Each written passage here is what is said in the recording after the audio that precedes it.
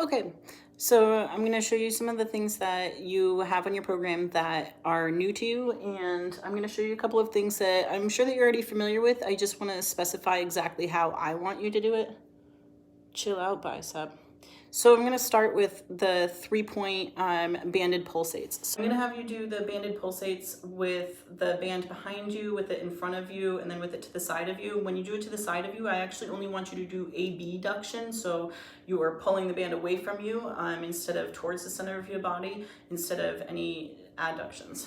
So you are going to start with walking the band out, and you're just going to hook your foot, and you're gonna just kick all the way back.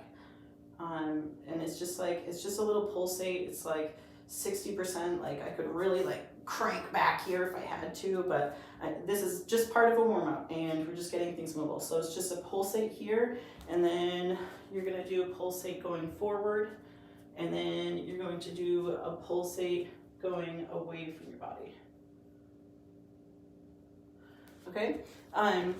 Just be mindful of what your position is of your lumbopelvic hip complex when you are doing these on the side that is stationary.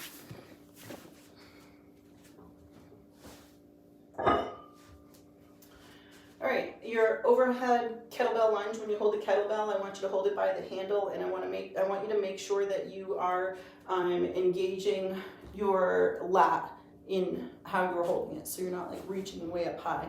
You're engaging your lat here. Reverse flutter kicks and reverse hypers I want you to do on a bench. And so flutter kicks, you're like bring your butt pretty far back, and you're going to be here. Try to stay above parallel with the ground if you can. If you have to, drop it down if you're starting to feel anything in tightness in your erector spinae. Reverse hypers, so you're gonna scooch so your hip bones are like in line with the bench, and you're just gonna like bring your feet in and push them right back out. And if you're holding onto the bench, you can practice lat engagement here and just keeping your entire core tight. When you do your donkey kicks and your pulsate of your bent leg, I want you to, here's your donkey kicks, right? And then after you finish your 20 reps, I want you to bend your leg like so, like hamstring curl, half a hamstring curl, and I want you to pulsate for 20 here.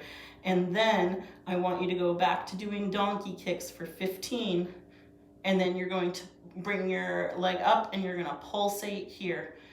It's gonna be really hard to not stretch in between these. I don't want you to stretch. Try not to stretch if you can help it. I'm with this knee being bent or with it up here, and I'm also fine with you being on your elbow or up on your hand. Just as always, make sure that if you're on your elbow, it's right below your shoulder, and if you're on your hand's below your shoulder. So you're going to do your reps here, right?